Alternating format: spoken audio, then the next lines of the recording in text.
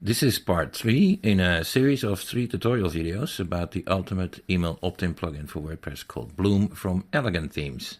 Just as I did with other products of Elegant Themes like the Divi WordPress theme and social media plugin Monarch, I combined all tutorials into a few videos and made a menu, which you are looking at now, by the way, so it is easier for you to find what you are looking for. If you need to check anything on the Bloom plugin, you just look over the menu and click the link to go to that part of the tutorials. It makes it faster and easier for you to set up your plugin or adjust the settings. And you don't have to look for the pages where the original video is located. You have everything in one location. If you like what you see here, I would appreciate it if you subscribe to my channel. You would also stay up to date with any upcoming tutorials from Elegant Themes if you do so. If you are not a member yet of Elegant Themes, I would appreciate it if you take the opportunity to use any of my links to subscribe. Like this, I will get a small commission, which enables me to keep making these videos.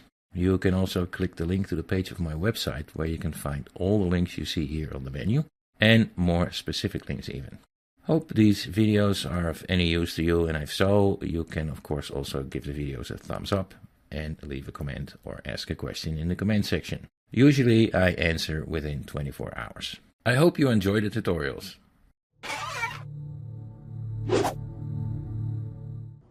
In this tutorial, I'll be showing you how to create a Bloom fly-in box. What this is an email opt-in box that slides up from the bottom of the browser window, either on the right-hand side, left-hand side, or the center. And it slides up based on specific user interactions that you can define. For example, on this page, I have a right-hand side fly-in box that is triggered when a user reaches the bottom of the post. So if I scroll down to the bottom of the post, you're going to get this fly-in box that invites them to subscribe to your newsletter. So to get started on your first fly-in box, you're going to want to go to the WordPress dashboard, locate the Bloom settings tab here, and click on the opt-in forms link. This will bring you to the opt-in management page, where you can both manage your current opt-ins as well as create new ones. So here's the opt-in that you just saw, and I'm going to delete this for now and start over so you can see the entire design process. Now, it's important to note that before you can create any opt-in type, you first need to connect Bloom to your email marketing software, such as MailChimp, AWeber, and Constant Contact, or any of the 12 account types that we currently support at the launch of Bloom, and we'll be adding more account types in the future. So if you need more clarification about how to sync an account with Bloom, be sure to check out our accounts tutorial, where I go into detail about every single type of account and how to link it up. Usually the process involves getting an API key from the website and copying and pasting it into Bloom and authorizing your account with Bloom. So like I said, before you can create an opt-in, you can have to go over to the accounts page here and add a new account. As you can see here, all my current accounts that I have linked up. You can either add a new account here, or you can add a new account during the design process of the opt-in form.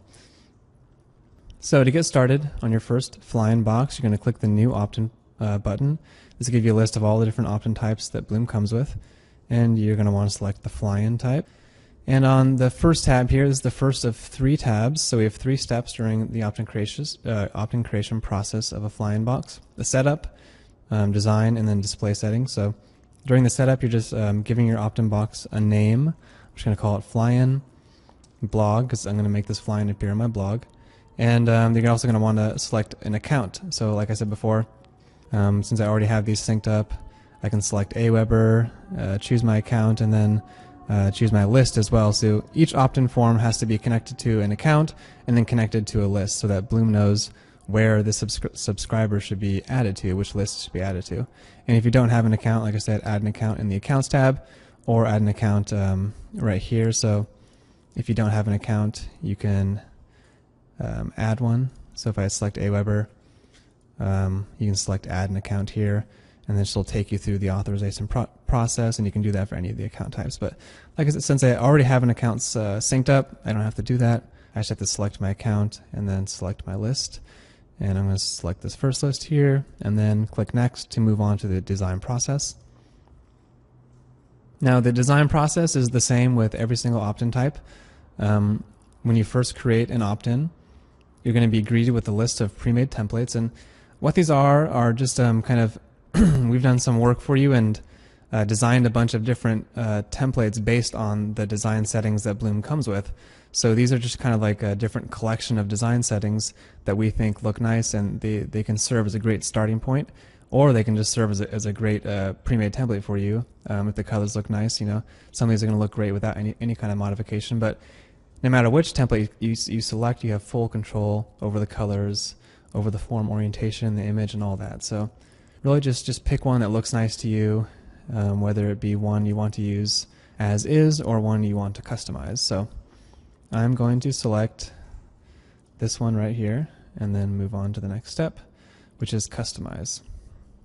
So that template I just selected, you can preview it by clicking the preview button up here. And in fact, at any point during the design process, you can click that preview link, which follows you around here to see the changes you've made. So I'm going to go through each of these design options briefly, but if you want to learn more about these design settings, then be sure to check out our design settings tutorial. And in that tutorial, I don't just go over each of the settings, I also give you some tips about how to use these settings effectively, and especially how these settings apply to different option types and all that. So if you're looking for more detail, head over to that tutorial, but in this case I'm just going to go over each of them briefly. So first up we have our opt-in title and message, and this just affects the text that appears within the flying box. So you could add some more text here, like subscribe to our newsletter to get access to all of our free resources, and if you click the preview button you can see that that heading has now been changed. You can also use the formatting options here, so if you're creating a fly-in with a centered image, it might look nice to center this text, so you can do that if you like. Preview that, you can see it kind of looks nice with this image with the text already centered. So I'm going to keep it that way and move on to the image settings. Here you can upload a new image, choose not to use an image. You can also adjust the orientation of the image, whether it be above the text, below the text, or to the left or the right of the text. So right now it's set to above text, but I could change it to below text if I wanted. And if we preview that, you can see the image gets placed below the text. Or you could just have no image. That looks nice sometimes too. So there's no reason to use an image if you don't want to. And you can also upload your own image by clicking this Upload an Image button. You can also adjust the animation. So right now by default it's just kind of sliding up on load. So this animation occurs when the flying box first appears. So I could change that to something maybe a little more fun. I could change the flip. You see this kind of flips in there, which is cool. So if you like that effect, go with that. And we have a bunch of different animations that you can kind of test out here. And last of all is the hide on mobile option. So if you want to turn this image off on mobile, you can do so. And the reason that's useful is that, you know, sometimes if you have like a long heading or a long message, the opt-in form, as it gets reduced in width, it increases in height because the text has to go somewhere, right? So this opt-in box ends up being kind of stretched vertically, and on a mobile phone it might get stretched so far vertically that it ends up being taller than the average screen size, which might be a little bit annoying, especially in the form of a fly-in box, because then it's just kind of difficult. They have to actually scroll around to get to the submit button, and it's just not optimum. So if you have a long header, then you could choose to disable the mobile image, which would give more room for the text and make the overall size smaller. Next up we have the opt-in styling. These are like the general opt-in styling options for the entire box. So we have a background color, we have a header font and body font. So if I want to change the background color I could. Let's see if I just changed it to, let's change it to red and preview that. You can see the background color changes to red. Not the best color for me to use with that image, so I'm going to change it back. And you can also adjust the header font and body font. We have just dozens of fonts here to choose from. You can also adjust the text color. So this you can choose the text color to either be light or dark. So since we have a dark background color, this dark blue, we're going to choose a light text color, which ensures that text is going to be readable. Now if you had a light background color, you might want to choose to have a dark text color instead, which I'll show you now. So if I change this to white and I preview it, you can't see the text because white on white is invisible. So in that case you'd want to change to dark text. And there you go, it looks much better. But again, I'm going to change back to light text, change back my background color, and now we have back to where we started, which looks good. Next up is the corner style. Now you can choose to have either squared or rounded corners, so this is purely an aesthetic choice, and if your website currently has a bunch of rounded corners, then you might want to use rounded instead of squared. Either way looks good to me. It really depends on what you have going on in your own website. Next is the border. So you can add a border to any opt-in box. Right now there's no border applied, but if you do choose to add a border, you're going to see some additional options pop up, which is the border color as well as the border style. So first up, you're going to want to choose a border. And since I have that kind of red-orange image right now, I'm going to choose a red-orange border, like that. And then you can also choose the border style, but let's preview this first. So right now I have this orange border on all four sides, and it's this kind of standard solid border.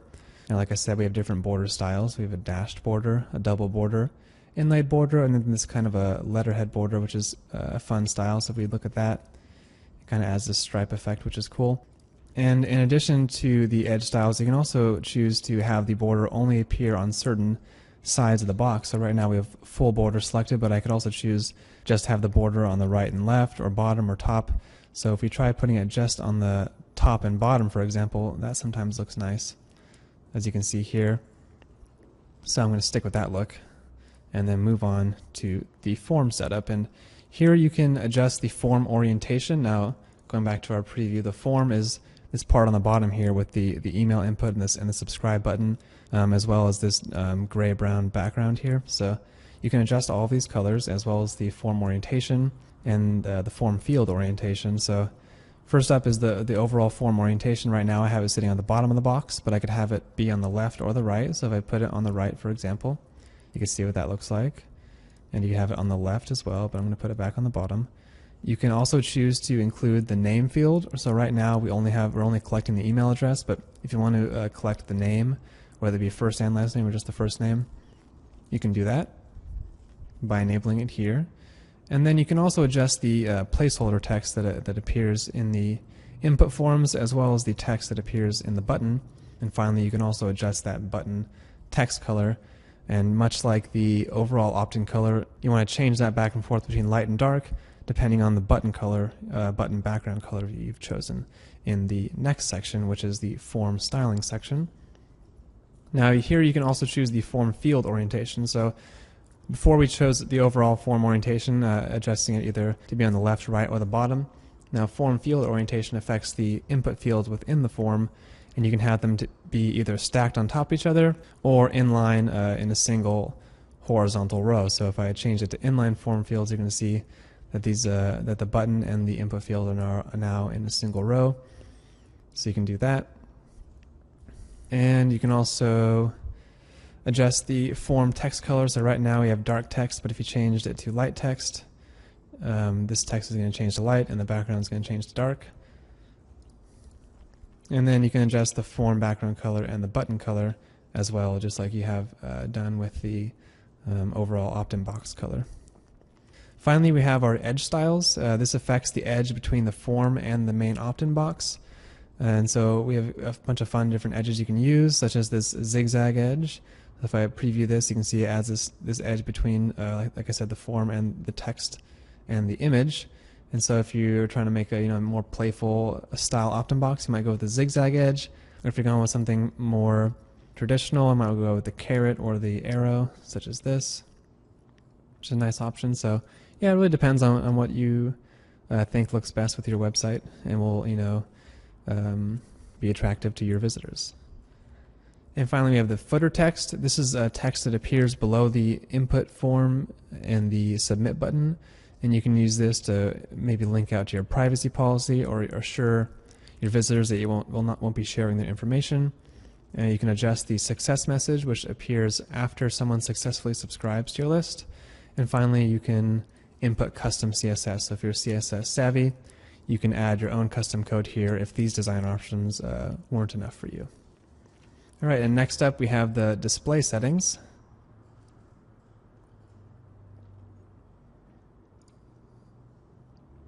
Now the display settings affect where your form appears and also when it appears. So the fly-in box has a couple different sections here that aren't included with all opt-in types. And the reason that is because unlike the below the post opt-in, for example, which is always visible when you scroll down, it's always there below the post, the fly-in box starts in an invisible state and then becomes visible. And when it becomes visible is based on a certain trigger. So these triggers are based off user interactions. And so depending on something that the visitor does on your website, that's going to affect when that fly-in box flies in. And that's what we call triggers. And those are down here inside the load-in settings. For example, as I showed you earlier, this particular fly-in box, when I first previewed it for you, was being triggered when the user reached the bottom of the post. But there's a couple more triggers you can use as well, so I'll go over those. You can also adjust the fly-in orientation. This is where the fly-in box appears, either on the right side of your page, left side, or in the center. And we also have display settings, where you can choose where the fly-in box appears. For example, you could have it only appear on posts or only appear on pages, or you could have it only appear on certain categories within your posts, or you could even target or exclude individual posts and individual pages. Now I'm going to go over these settings briefly, but much like all of our other settings, we have detailed tutorials for this. So if you want to learn more about the triggers, then be sure to check out our triggers tutorial. And if you want to learn more about the display settings, which control where the fly-in box appears on your website, then be sure to check out our display settings tutorial, and I go into a lot of detail there. And there's a lot of really cool things you can do with these settings and a lot of creative ways you can use them to really increase your conversion rate. So I encourage you to go check out those tutorials if I haven't given you enough information in this brief tutorial. So let's first talk about these load-in settings. First up is the intro animation. This is simply the animation that occurs when the fly-in box first appears. So you have it slide up or flip in. These are the same animations we saw earlier when we were looking at the image animation, so you can just choose an animation that you like. And next we have our triggers. So there's a few different triggers here you can use, 6 different triggers, and I'm going to go over each of them briefly. First one is the trigger after time delay, and what this does is causes the fly-in box to appear just on a basic countdown. So once a visitor is on your page and they've been on your page for a certain amount of seconds, the fly-in box will appear, and you can adjust that number of seconds. So right now it's set to 20. If this was enabled and someone landed on a page with the fly-in box, it would appear after they've been on the page for 20 seconds. Next up is the trigger after inactivity. This works much like the time delay, except that countdown only occurs when the visitor has become idle.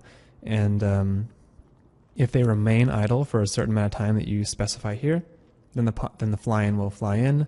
And this is useful, let's say if someone has opened a new tab and they forgot about your page, and then they're about to close other tabs and they come to your tab and they realize, oh wait, we have something's changed. I see this big box. You re-grab their attention, and maybe you can salvage that visitor. Maybe you can get them to sign up to your list. And so that's how that works. And next is the trigger at the bottom of the post, which I already went over. This is one of my favorite triggers because it only engages those visitors who are engaged with your website, which means they have actually read your page, they've gotten to the bottom of the page, they've obviously they're interested in it, and therefore they're a good candidate to be a potential subscriber. And in addition to that, in addition to targeting people who are engaged with your website, it also does a good job of not interrupting them while they're reading. So this pop-up isn't going to, this fly-in isn't going to fly in when they're halfway through the post and they're most engaged and interrupt their reading experience. Instead, it's only going to fly in when they hit the bottom of the post. So this is a great trigger, and I use it almost every time I create a pop-up or a fly-in box. Next is the trigger after commenting, and this is similar to the trigger at the bottom of the post, but it almost adds another layer of engagement, which means it requires the visitor to comment, and after they comment, they get shown the fly-in. And so this is not only a visitor who has read your post, they've actually engaged with the post personally and taken part in the post, and so they're probably very interested in following up the post, following up with your next blog post, and so that's a really good candidate for a potential subscriber as well. And you can even create different fly-in boxes or different pop-ups and combine pop-ups and fly-in boxes with different triggers and show them to different users based on these triggers. So let's say you create 2 fly-in boxes. One could be only triggered after someone finishes reading a post, while the second one might only be triggered after someone comments, and you can actually tailor that second one to the commenting visitor. So you might say, instead of just, hey, subscribe to our RSS list or something like that, you could say, hey, thanks for commenting. We love your feedback. Please subscribe to our list, and we'd love to hear from you in the future. That kind of personal message might be more engaging. You might see a much higher conversion rate with that. So that's an example of how you can actually create specific opt-in boxes for these specific user interactions. Next is the trigger after scrolling. What this does is it'll trigger the fly-in when the visitor reaches a certain percentage down the page, which you can customize here. So right now it's set to 50%. And so if I change that to 30, then when the visitor reached 30% down the page, the fly-in box would appear. And this could be useful if you have, let's say, a very long sales page, and you decided, well, I don't want the fly-in to fly in at the very, very bottom. I want it to, fly in halfway through when I think, this visitor is most engaged and most likely to subscribe. So you might have a certain percentage that you think is optimum, and you can use this trigger for that. Next up is the trigger after purchasing. And what this does is triggers the fly-in box right after someone purchases a product through WooCommerce. Right now we only have WooCommerce support at the launch of Bloom, but we may be adding more, so be sure to check the written documentation below to see a list of all the e-commerce systems we support. But how this works with WooCommerce is that if someone purchases a product, they reach the thank you page, then they get greeted with a nice little fly-in. And like I said, this is an opportunity for you to create a specific fly-in box just for this trigger, just for this specific visitor, because you could tailor that box to them. In fact, you could create a whole new list in your email marketing software and make an autoresponder out of that list, and even start off the list with a discount off their next purchase. So this fly-in box might say, thanks for purchasing, sign up to our newsletter and get 10% off your next purchase. You adjust the welcome email for that autoresponder. It sends them a coupon, and then over the next weeks and months, you continue to send them information about your products, customer testimonials, case studies, and you try to turn that customer into a returning customer. That's what this trigger is all about. All right, next up is the display once per session option. And what this does is it limits the amount of times the fly-in box will be displayed. And this is useful because if you have a fly-in box that's on every single page of your website, and every time someone clicks to a new page, they close the fly-in box, and then they click to a new page, they close it again, they have to do this over and over and over again. That might get pretty frustrating. So if you enable this display once per session, it's only going to display one time, and when they close it, it's not going to come back until their session duration expires, which you can adjust here. So let's say you have the session duration 7 days. That means when someone closes that fly-in box, it's going to stay closed until a week goes by, and then it's going to pop up again. Next, we have the hide on mobile option. What this does is hides the fly-in when someone visits your website on a mobile device. And the reason this is useful is because if you happen to have, let's say, a pop-up and a fly-in box enabled on a single page, while that might be fine on a desktop computer because there's plenty of real estate for both a fly-in box and a pop-up box, on a mobile device, on the other hand, when the width of the screen gets reduced, both the pop-up and the fly-in box tend to take up almost the whole screen, in which case you're going to have two identical pop-ups and you have to close them both. It's just not going to be, there's no point to do that. So if that happens to be the case, you can simply hide one of those on mobile by selecting this option. Alright, so I'm going to go back and change this back to trigger after commenting, and then we can move on to the display settings. And what these do is control where your fly-in box appears, whereas the triggers affected when it appeared, these affect where it appears on your website. So you could target specific areas of your site, such as post types, such as posts and pages. So WordPress comes with various post types, or actually just two post types, posts and pages. You probably are familiar with those. You create them all the time. You create posts and you create pages, and they're different, right? So posts are the things that are in categories, and they're typically blog posts and stuff like that, whereas pages might be your About Us page or your home page. So right off the bat, you can target specific post types. You might create a fly-in box that it's only for your blog posts, so you might only display it on your blog posts. and then you might create a different flying box and have that be displayed for your pages. And if your theme or plugins you have installed, if they register new post types, for example, we're using Divi, the Divi theme, and that comes with a project post type, those will also display here. So right now I'm just going to keep it on posts. And if you have posts selected, you can also choose which categories the flying box either appears or does not appear on, so I could deselect these if I didn't want them to appear there. And finally, we also have the individual page and post targeting options, where you can either exclude or include specific pages. So right now I have the flying box appearing on all my posts, and I could, because I don't want to display on all of my pages, but let's say I wanted to display it on all my posts, but also just display it on one page in particular, I could do that. I could say display on these pages and select the page I'd like to, in which case that flying box is going to appear in all my posts, and then just this one page and no other page.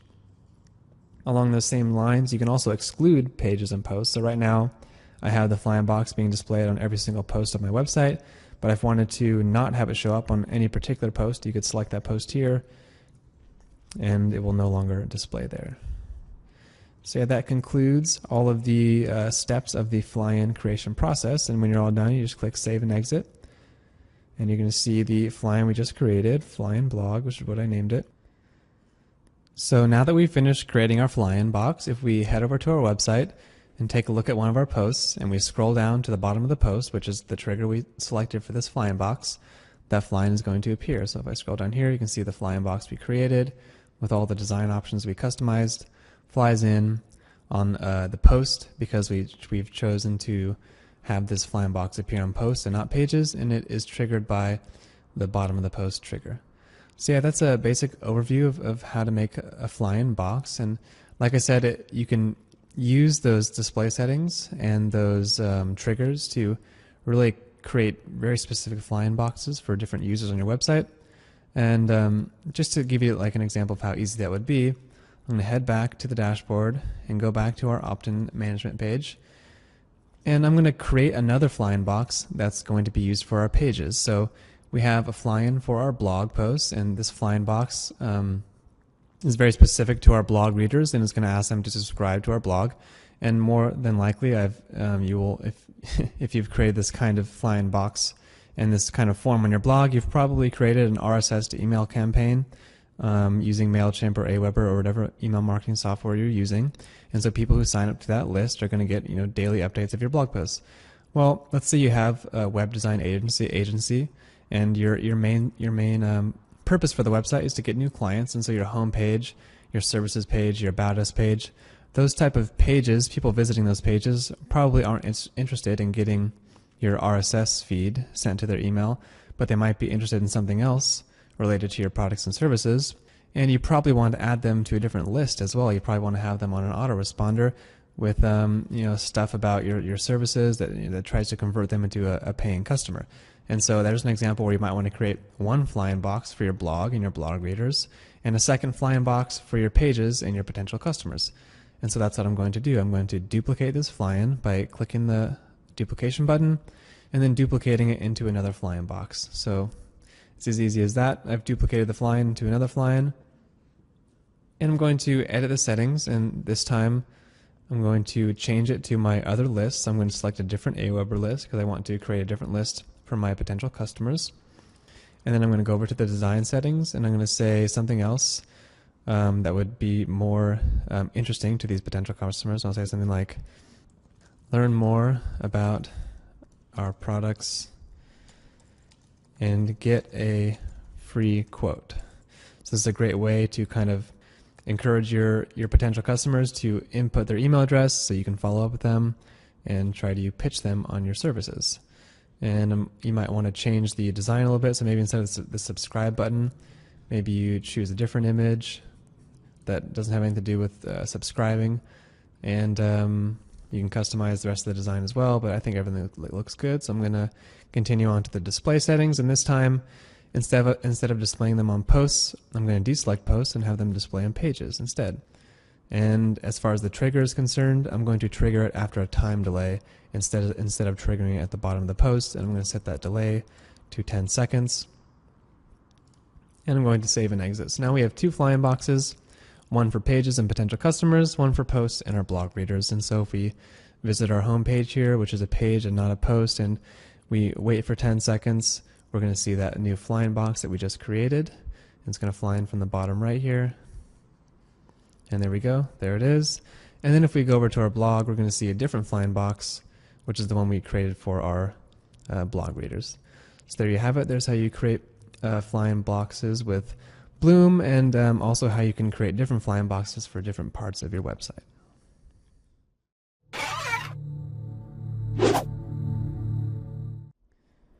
In this tutorial, I'll be showing you how to create a widget opt-in with Bloom. Now, what the widget opt-in form is an opt-in form, much like any of our other opt-in forms created with Bloom, except this opt-in form is created in the form of a widget, which means you can take that widget and place it in any of the widget-ready areas on your website, such as your sidebar, or maybe your footer, or any other widget-ready area. So if you have these areas in your site and you want to add an opt-in form there, that's what the widget opt-in is for. And as you can see, here's an example of a blog post I have. And on the right, I have my sidebar, and here I have a subscribe form that we created with Bloom, and this is an example of that widget opt-in. So going back to the dashboard, I'm going to explain how to create this opt-in form. And first of all, I'm going to remove the form that I currently have and start from the beginning. I'm going to go through all the steps for creating this. So I'm going to remove this widget, and then I'm going to head over to the Bloom settings. So look for the Bloom settings tab on the left, and then click on the opt-in forms link.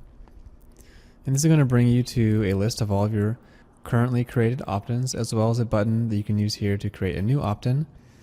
And as you can see here, here's the widget opt-in that I just showed you, that I created for demonstration purposes. And now I'm going to delete it so that we can start over. Okay, so important thing to note is that before you can create any opt-in form with Bloom, you first have to add a new account. And these accounts are for email marketing systems, and these are the accounts that manage your lists and the accounts you use to, send your emails to those lists. An example would be MailChimp or AWeber, Constant Contact, etc. And so Bloom supports 12 different systems at its launch, and we'll be adding more systems as time allows. And to get more details about how to sync an account with Bloom, we've created a detailed tutorial that goes into in-depth detail about how to add every single different account type and the different authorization steps that are needed for each account type to give Bloom access to that list. So you can think of Bloom as the bridge between your website and these email systems, like I said, such as MailChimp. So you might have signed up with MailChimp and created a list, and you've been sending emails to that list. And where Bloom comes into play is it adds forms onto your website that allows subscribers to subscribe to those lists. So like I said, before you can actually create a functioning opt-in form, you first have to have somewhere for those people to subscribe. And like I said, you're going to want to check out that tutorial for details. So I'm not going to go into details now, but in general, to add a new account, click on the Accounts tab here, then click on the New Account button, and it's going to walk you through the steps. And you can see I've already added a bunch of accounts, and here's the list of all the accounts I've added, as well as the lists associated with those accounts. So heading back to the Opt-in Management tab, we're going to click the New Opt-in button, and this is going to allow us to create a new opt-in, and you can select from any of the 6 opt-in types. And for this particular tutorial, we will be exploring the widget opt-in type. So I'm going to click on the widget link here. And this is going to launch the opt-in creation process. And there's just 2 steps here. The first is the basic setup step, and this is where you're going to give your opt-in form a name. And I'm just going to call it widget, so I remember. It's just something to remember it by. So I'm going to remember this is my widget opt-in. And then you're also going to choose your account, which is what I was just referring to. So you're going to want to select an account and then the list associated with that account that you want people to subscribe to with this particular opt-in form. So for example, I have an AWeber account added to Bloom. And so I'm going to select that AWeber account, and then it's going to give me a list of all the different lists I have in that account, and I can choose one that I would like to associate with this particular opt-in form. And once you've selected your account and selected your list, you can move on to the design settings. And whenever you create a new opt-in form, no matter what type of opt-in form you're going to create, you're going to get presented with this list of pre-made templates. And what we've done is we've done a lot of the hard work for you and kind of compiled all these different collection of design settings into what we're calling pre-made templates. And you can think of these as kind of starting points, and you can just kind of browse through here and select one that's kind of close to what you're looking for. And like I said, we put time into these and they're all going to look great, so you can use them just as is. But you can also customize absolutely everything. So like I said, these are really just, you can really think of these as kind of pre-made selections of design settings, but all of these can be created, from scratch from Bloom's design settings, and therefore everything within these forms can also be changed and customized with Bloom's design settings. So just browse through this list and pick something that looks good to you. So I'm just going to go with this kind of basic orange opt-in form. And then I'm going to click Next to move on to the customization steps. And so these are the Bloom design options. And Bloom comes with quite a few design options, like I said, and it allows you to customize every part of your opt-in form. And there's so many options that we actually created a whole different tutorial that goes into details about these design options. So I'm going to move through them briefly and touch on each one, but if you want to learn more, be sure to go check out our design options tutorial. At any point during the design process, you can click this preview button. That's going to give you a preview of the opt-in form that you are creating, and each time you make a change, you can preview that change. So if we click preview right now, we're going to see our pre-made template that we selected. It looks just like that little thumbnail on the previous page. We have this centered image, orange background color, red button, and a gray form background. And the first bit of design options are your opt-in title and opt-in message, which you can customize.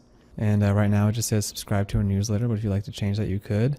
I might say subscribe to our blog, perhaps, if this particular list is an RSS to email list or something along those lines. You can customize the message, and this is the text the smaller text that appears below the title. And like I said, every time you change something, you can check it out in the preview. You see our title has changed here to subscribe to our blog. Next up are the image settings, and here you can upload your own custom image if you don't like the one that we have here. And you can also change the orientation of the image to above or below the text. Right now it's sitting above the text, but if you like to change it to below text, you can do that. And as we preview it, you can see that the image is then placed below instead of above. And you could also choose to have no image if you like. So you could no one's forcing you to have an image. You can just have text, which can look perfectly fine. And you can upload your own image as well. Next is the image load-in animation, and this affects the animation that is applied to the image when the page first loads. And it's just something that can kind of catch your visitor's eye. And by default, it slides up and fades in, but you can try something else. We have a bunch of different fun animations here you can test out. Flip is a nice one that I like. So if I load this, you can see the image kind of flips in. Like I said, it's just an extra design touch that you can choose, and kind of the more crazy you get, probably the more it's going to attract the eye of your visitors, but it's really up to you. Next up, we have the hide image on mobile option.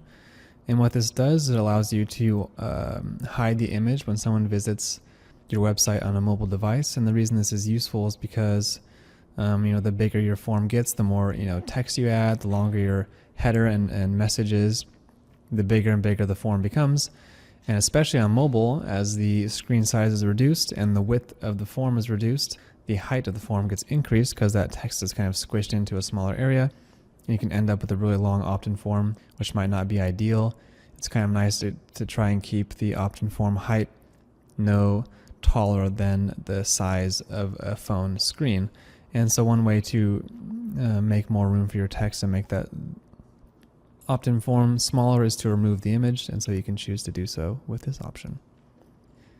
Next up is the opt-in styling settings, and these are the basic design settings for the overall opt-in box. First of which is the background color, which we have set to an orange right now, but if you wanted to change that to more of a red perhaps, we could do that. And if we preview it, you can see that our background color is now changed to more of a red. You can adjust the header font and body font, so there's dozens of fonts here to choose from. And you can also adjust the text color, so you want to adjust the text color based on your background color. So right now we have a dark background color, and therefore a light text shows up nicely, but you can also choose to use a dark color text if you had a lighter background color. So let's say we have light text and a white background color. Well, that's not going to work very well because the white text isn't going to show up at all on top of a white background. So in that particular situation, we'd probably want to choose a dark text instead. And as you see here, that's going to show up much more nicely. But if we are using our red-orange background color, well then the light text is going to do just fine. Next up is the corner style, which affects the four corners of the opt-in box, and you can choose to make those rounded if you like. So selecting rounded corners, as you may expect, rounds those corners just slightly, which looks nice. And finally, we have the option to add a border to your opt-in box, and you can add that border to any of the four sides of your box. And once you choose to add a border, you're going to get some additional border options. So if I choose a full border here, you're also going to get the option to select a border color as well as a border style. So first of all, I'm going to adjust my border color, and I'm going to make it kind of a dark gray like that, and then also adjust the border style if you like, but I'll show you the standard style first, which is just kind of a solid border as you see around the edges here. But you could choose to make that dashed, or we also have a double border and an inlaid border, and finally this striped border, which is kind of a more of like a letterhead style. And so if we select that, kind of gives you a fun effect there. And you can also choose which sides of your opt-in box, like I said earlier, that this border appears on. So if you like this kind of striped effect, but maybe you think it's a little too much having it on all four sides, well, you can choose to have it just on the top maybe, and that might be a better choice for this particular design. Next up is the form setup, and this affects the input fields and the subscribe button within the form, which is that area in the gray area here, the email form and the subscribe button. And the first option is you can choose to include a name field. So if you want to collect the subscriber's name in addition to the email, you can do that. And you can also adjust the text within the button. So by default it says subscribe, but you could change it to something else such as join today or whatever you like.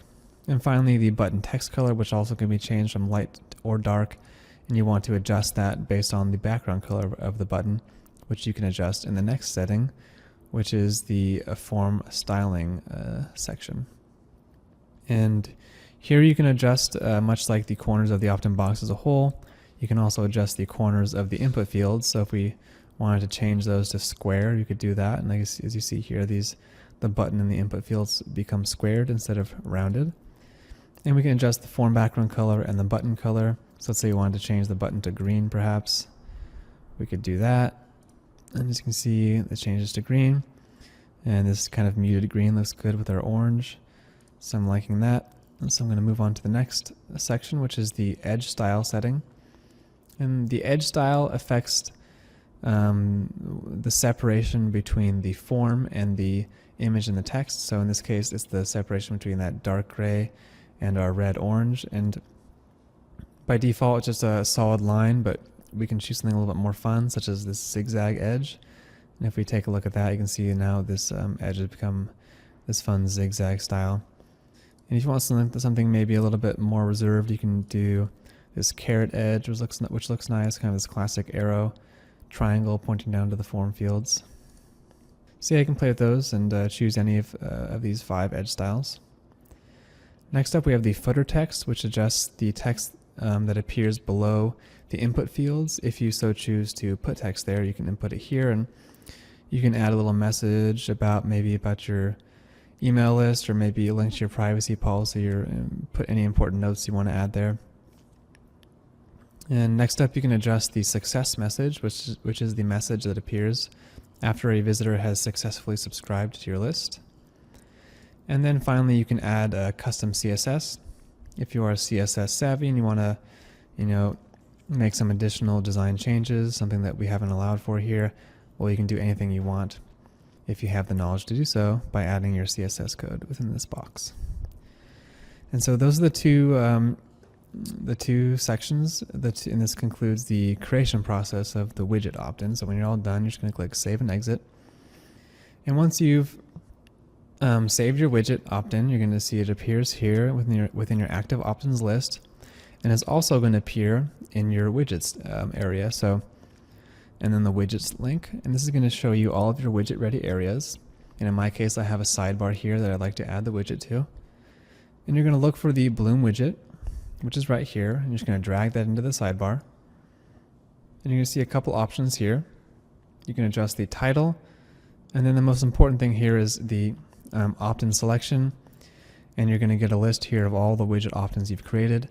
In our case, we only have one, the one we just created, and so just this one opt-in form shows up, but there's no limit to how many opt-in forms you can create, and you could create different widgets for different widget areas on your site, kind of tailor them to those specific posts or pages or categories, etc. So I'm going to select the widget opt-in just created, and I'm going to save. And so we've now created our widget, and we've added the widget to a widget ready area, which is our sidebar. And so now I'm going to go to the front end and take a look at one of our posts and see this form that we've added. So moving over to the blog, I'm going to check out one of these posts and look to the sidebar, and here you can see the widget that we just made shows up just as we designed it. And users can now subscribe to your blog as they're reading it. And so, yep, this is an example of how you create a widget opt-in with Bloom, as well as how you add that widget to a widget-ready area on your website.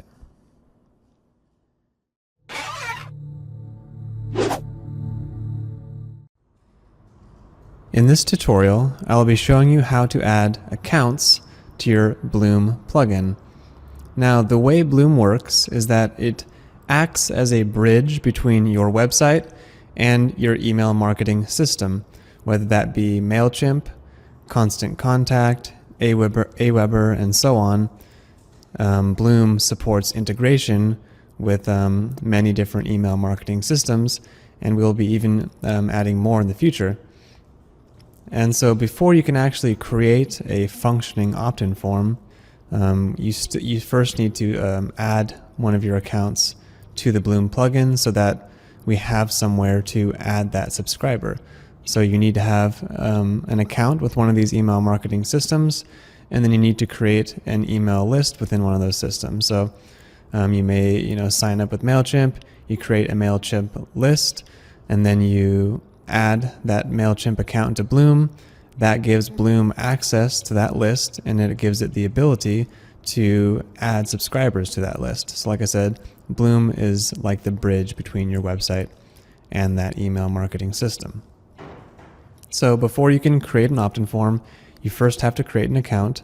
And so I'm going to walk you through the creation steps for each of those account types. And each different account type may have different authorization steps needed to give Bloom access to your lists. And so I'm going to go through those one by one.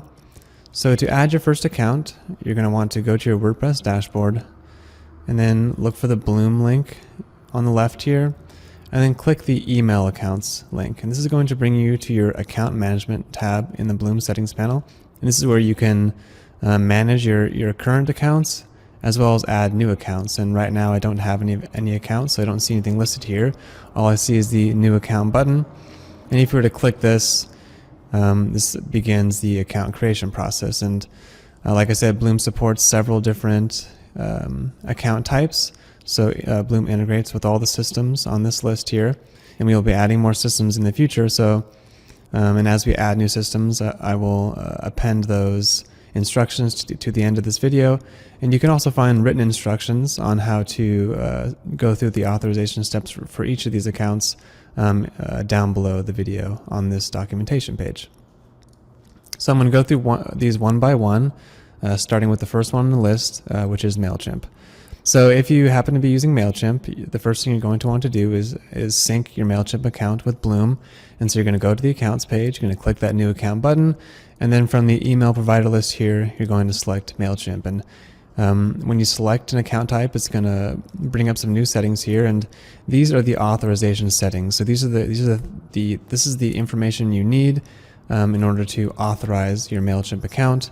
And like I said, this gives Bloom access to the API that we can use to add subscribers to your lists.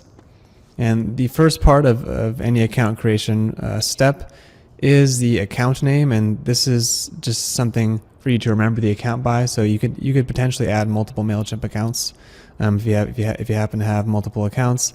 And so this is just a way for you to remember which account is which. So just name it whatever you like. I'm just going to call it MailChimp because I only have one MailChimp account. And then the only piece of information we need to authorize the account is your API key. And this is pretty common for most of the account types. You're just going to need to get your API key, and you can usually get that from within your online account. So in this case, you're going to want to log into MailChimp. And once you've logged into MailChimp, look for the drop-down menu up here, and then go to the account link. And then once you're in the account section, click on the extras drop-down menu, and then click on the API key. And this is going to bring you to your API key management tab. And here you can see a list of the API keys you've already generated, and you can also create new ones. So I would suggest creating a new API key for Bloom. So you're going to click the Create a Key button, and this is going to create a new key, and then you're just going to want to copy and paste that right into this API key input field, and then click Authorize. And once you click Authorize, if your information is correct, you're going to get a little confirmation here. You're going to see that Bloom now has access to your MailChimp list, and you're going to get a list of all your MailChimp lists as well. So I have one MailChimp list created. I just called it MailChimp Test, and so Bloom sees that. It's added it to our lists, and if we save and exit, you're going to see that MailChimp has now been added to our accounts. And under the MailChimp section, you can see all of our lists here. I just have one list. It doesn't have any subscribers. And so you can use this account tab to get information about your list as well. So that's how you use MailChimp. And so I'm going to move on to the next step now. The next account type I'm going to walk you through is AWeber. AWeber works a little bit differently. It still uses an API key, but before you can get that API key, you have to go to a specific URL, which we have here, and you can use that to generate your what they call an authorization code. So as with all account types, the first step is to name your account. I'm just going to call it AWeber. Again, this is just something for you to remember the account by. And after you do that, you're going to click the link here that says Generate Authorization Code. So click that, and then it's going to ask you to log in. So log into your account and click the Allow Access button, and this is going to give you the key that you need, their authorization code. So just copy and paste that, and then head back to the Bloom account panel here, and then paste in that authorization code, and then again click the Authorize button. And if you've authorized it correctly and you've copied that key correctly, you're going to get a list of your lists here. And you can save and exit, and your AWeber account has now been added. As you can see, I now have my AWeber account, and then I have a list of all my lists here. I have 3 different lists in AWeber. 96 subscribers on this first list, 8 on the second, 3 on the third. And that's how you add AWeber. Next, I'm going to go through Constant Contact. So Constant Contact is one of the more complicated ones to set up, and so there's a bunch of steps needed to do this. You're going to have to create a new account, which is called a Constant Contact Developer account. Then you're going to have to register an application using that account, and then you're going to have to use that new application, sync it with your normal Constant Contact account. That's going to give you a token, and then you're going to have both the API key and the token. Your app has been synced with your Constant Contact account, and once all those steps are done, you can authorize. So I'm going to take you through all those different steps now. So the first thing you're going to want to do is create a Constant Contact developer account, and this is different than your normal Constant Contact account. So you should already have a regular Constant Contact account. If you don't, go to constantcontact.com and create a normal account and create a list. And once you have your normal account going, the next step is to create a developer account. And to do that, you want to go to developer.constantcontact.com. And if you want to get a direct link to that website, it's listed in the written documentation below. So just click that link. That's going to bring you to this page here, their Constant Contact developer website. You're going to want to click the Get Started button, and then you're going to want to create a new account. So click this to set up your account, and I already have an account set up, so I'm not going to go through that step. But once you have set up your account, you're going to want to come back to this page and then log in with that account that you've created. So I'm going to log in here. And then once you've logged in, you're going to get a little link here, and you click with that link that says existing accounts. This is the account you created. And this is going to bring you to a second website, and this is kind of like their developer, account management tab. And this is where you can create new apps and create new access tokens. So now that you're signed in, and you've created your developer account, you're going to want to click the API keys tab here, and this is where you can manage your API keys as well as get new API keys. So you can see I've already created an app in the past, and I have my API key here. But I'm going to delete this and start over so you can see how the application creation process works. So yeah, you've clicked on the API keys link, and that's brought you to this page. Next up, you're going to click the applications link, and then click the Create New Application button, and this is going to allow you to create a new application. All I really have to do is name it, so just name it something that you can remember it by, agree to their terms of service, and then register the application. And this is going to bring you to a page with a confirmation, and you're going to see the application has been registered, and you also have an API key here. So you're going to want to copy that API key and head back to the Bloom settings panel and paste in that API key. And so next we need to get the tokens. That's the second piece of information we need, and so we're going to do that next. So once you're back on this page, you're going to see your application has been registered, and there's a second link here that says get an access token and try the API. Click here, so click that link. It's going to bring you to a new page, and then you're going to see a list of your apps here. Make sure your Bloom app is selected, and then you're going to need to get an access token, and so click the Get Access Token button. That's going to bring you to a new page, and here you're going to want to log into your Constant Contact account, and if you don't already have one, create a new one. This is again your normal Constant Contact account, the one with all of your lists and your contacts. This is not your developer account. So if you already have an account, which I do, you're going to click this link. And since I'm already logged in, it knows that. And so if you aren't logged in, you're going to want to log in there. And then once you're logged into your account, you're going to click the Allow button. And once you click Allow, it's going to give you a new key here. And this is your token. So this is that second piece of information we need. So what's happened here is you've created an app, and then you've logged into your Constant Contact account and gave that application access to your account. And this is that second piece of information that says, yes, I'm allowing this Bloom app to have access to my lists. So copy that token, go back to your Bloom management page, paste in that token there, and also give your account a name as usual. I'm just going to call it Constant Contact, and then click Authorize. And as usual, once it's been authorized correctly, you're going to get a list of all your lists here, and then you're going to just want to save and exit. And you can see that Constant Contact has been added, as well as all of my lists and their subscriber counts and growth rate and all of that. Okay, so that's how you authorize Constant Contact. Next up on the list is Campaign Monitor. And Campaign Monitor is pretty simple. You're just going to need an API key, much like we did with MailChimp. And so let me close all these Constant Contact pages.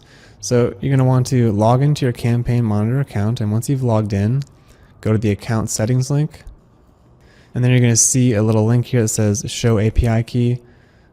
Just click that, and that's going to show your API key. Copy and paste that API key into the API key field.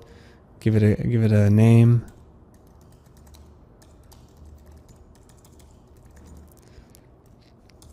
and then authorize, and if the information you've added is correct, you're going to get a list of your lists here, and you can save and exit.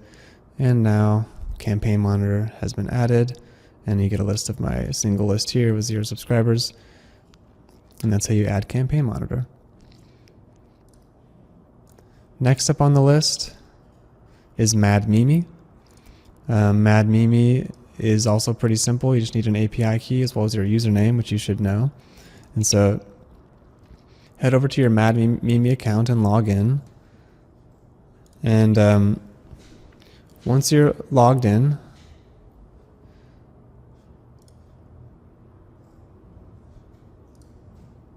you're going to want to click on the account button at the top here. And once it loads, there we go.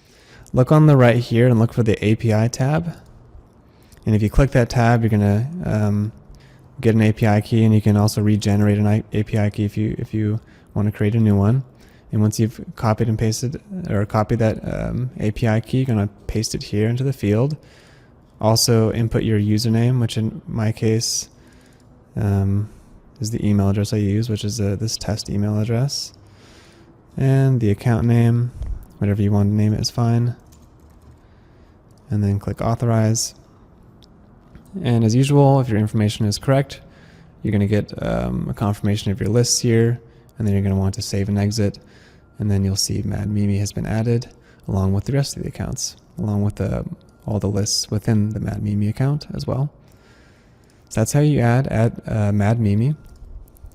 Next up, we're going to be going through the iContact creation process. Now, much like Constant Contact, iContact also requires you to create an application, although it doesn't require quite as many steps as Constant Contact, because you don't need to create a new developer account, but you do need to go to a specific URL to generate that application. And if you're on our documentation page, simply scroll down to the iContact section, and we have a link there to the app generation section. If you're just following along with the video tutorial, then you're going to want to type in this specific URL into your address bar, and that URL is app.icp/core/register-app, and register app, no dash, just one word. And that'll bring you to this page, and here you can create an application. And since I've already created the application, my app ID shows up here. So you're going to want to create your app, and then double click or copy this app ID and head back to your Bloom settings panel and paste it into the app ID section. And then you're also going to want to input your username and password. And in this case, it's your username that you use to log in.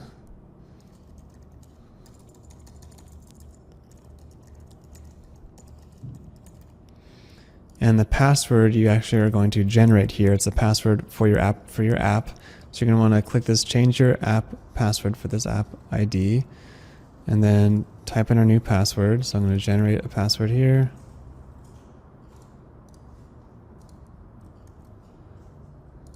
And save. So I've created a new password, so you're going to paste that there. And finally give it a name, iContact, and authorize. And if you've input the information correctly, you've generated your new password and pasted that in. You've input the username you used to log into iContact.com, and then you've pasted that app ID you just generated. Then you're going to get a successful authorization. You're going to see your account lists here, and then click Save and Exit to finish the process. And you can now see that iContact has been added, as well as the lists associated with that account. Next up on the list is GetResponse. So GetResponse, all you need is an API key, and you can generate this inside your GetResponse.com account. And so you're going to want to log in to your GetResponse.com account.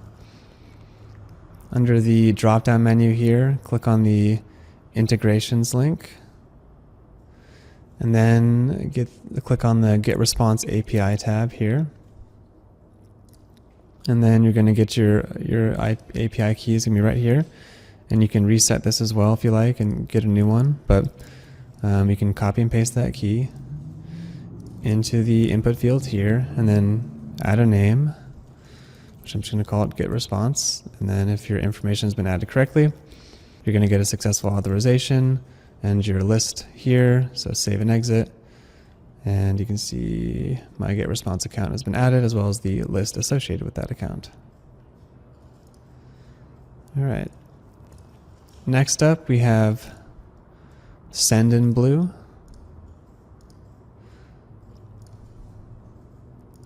And this also simply requires an API key. So first I'm going to give it a name. And then you're going to log into your SendinBlue.com account to retrieve that API key. So I've logged in here, and at the very top you can look for the API and integrations link. Just click that link, and this is going to bring you to a new page. And under the API box here, you can see there's a Manage Your API Keys button. So click that, and here you're going to get a list of your API keys, and you can also add a new one. I'm just going to copy and paste the one I have here. So here's my API key. I'm going to copy that and paste it in here and click Authorize. And if the information is correct, you're going to get a successful authorization with your account lists shown here. And when I save and exit, you can see that GetResponse has been, or SendinBlue has been added with my associated list. And so let's move on to the next account type. Next up is MailPoet, and this MailPoet works a little differently because it's actually a WordPress plugin. And so it's a plugin you install on your own WordPress installation, and then you manage your subscribers through the plugin. And because it's installed on your own WordPress dashboard, you don't need to actually authorize anything. You just need to install the plugin and create your list. So in that case, you're simply going to want to install the plugin, which I already have. And if you haven't already, then you can go over to the plugins page here and go to Add New, and then just type in MailPoet. And you'll see it here, and you want to install it. I already have it installed. You can see it's installed here, and I can manage my lists and my subscribers and so on. And you can see I have just myself and Kenny as subscribers, and then I have my list here. And so since I've already installed MailPoet, if I were to add that account, it's going to recognize that I have the plugin installed. And so all I got to do is give it an account name to remember it by, and click Authorize. And then you'll see it'll have my lists here. I'm going to save and exit, and then MailPoet will be added, as you can see here.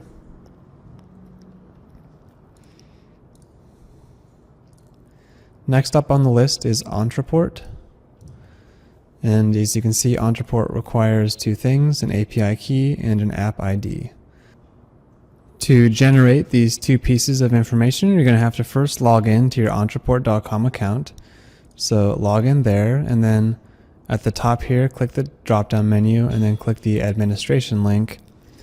And then here, look for the API and Key Manager under the integration section. Click that.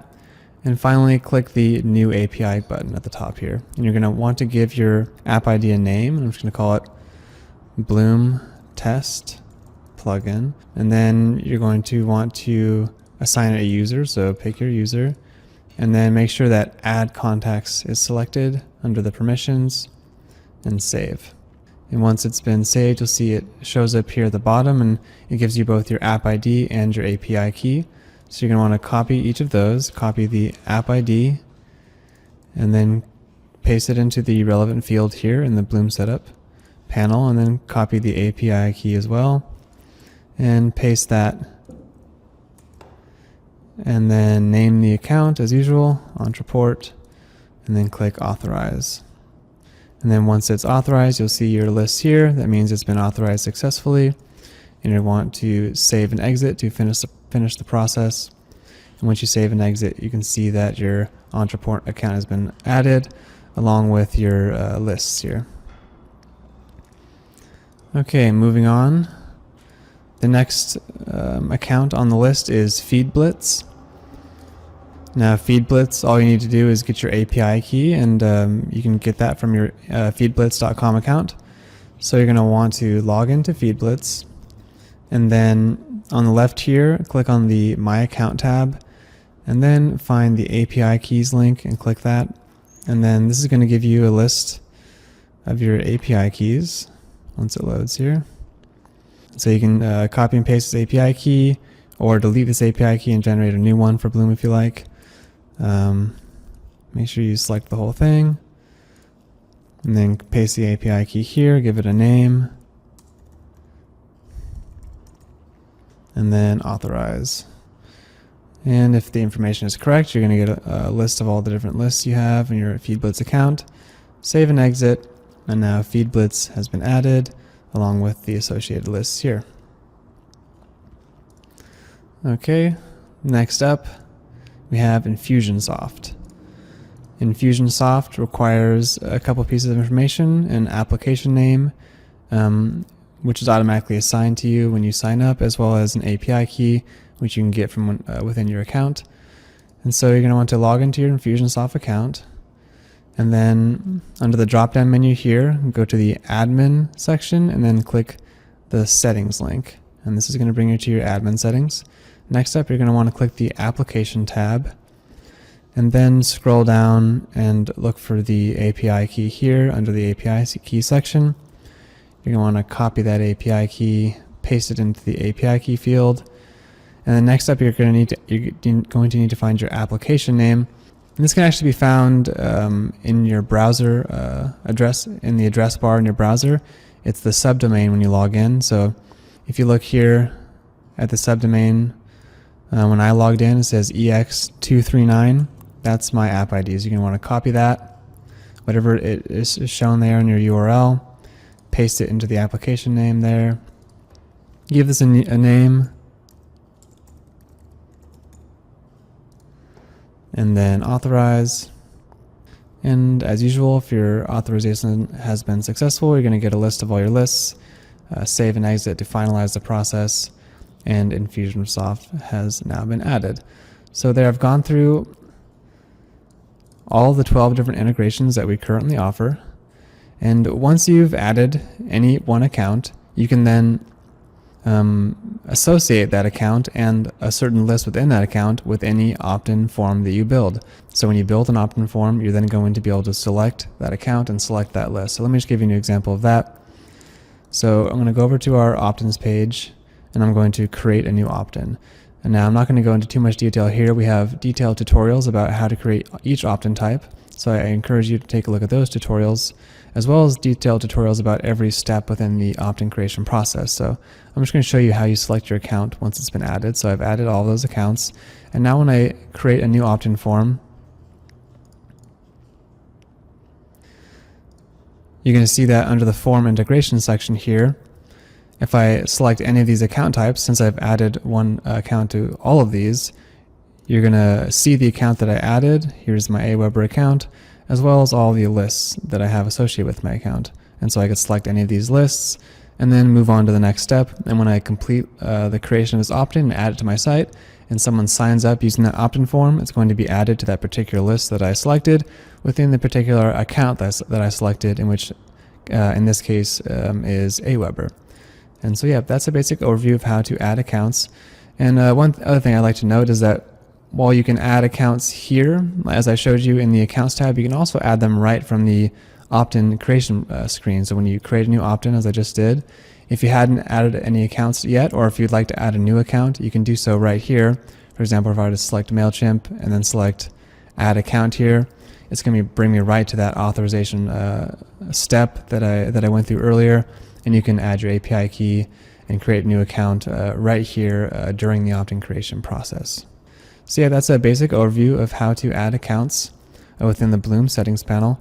And as we add more integrations in the future, I'm going to add details, written documentation about those integrations down below the video. So if you are looking to integrate a different system and you didn't see it in this tutorial, be sure to check below, because there may be more information down there.